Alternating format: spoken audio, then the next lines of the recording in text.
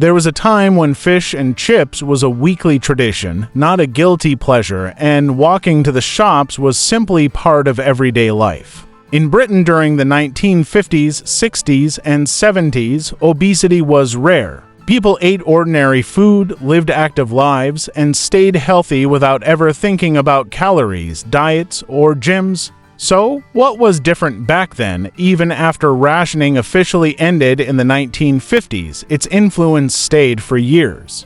Families had learned to value food and avoid waste. Portions were small by today's standards. A typical meal included a small piece of meat, plenty of vegetables, and a few potatoes. Second helpings were uncommon, and overeating was discouraged. Vegetables were the heart of most meals.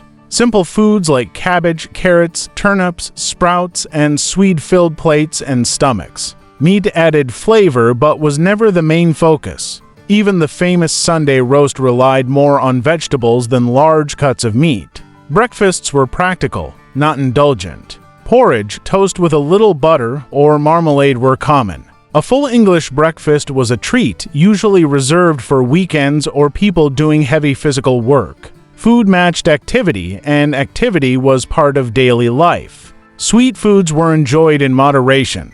Chocolate, biscuits, and cakes were occasional treats, not daily habits. Children often had a small weekly allowance for sweets and made them last. Desserts were simple and homemade, offering satisfaction without excess sugar. Almost every meal was cooked at home from scratch. There were no ready meals, no microwaves, and takeaways were rare. Cooking required time and effort, which made people appreciate their food. Life also involved far more movement. With fewer cars, walking was essential. People walked to work, school, shops, and social visits. Shopping meant multiple small trips, each involving physical effort. This constant movement kept people active without any formal exercise. Work itself was physically demanding.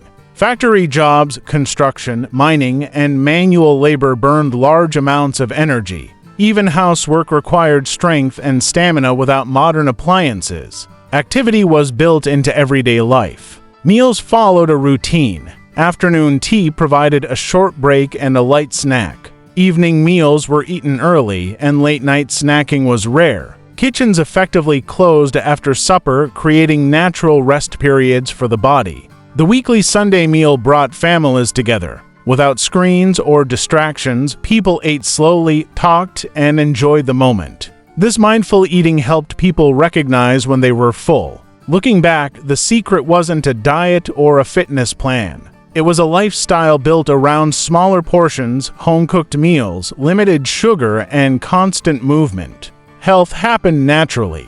While we don't need to return to the hardships of the past, there is wisdom in those simple habits. Maybe the past still has something valuable to teach us about how to live well today.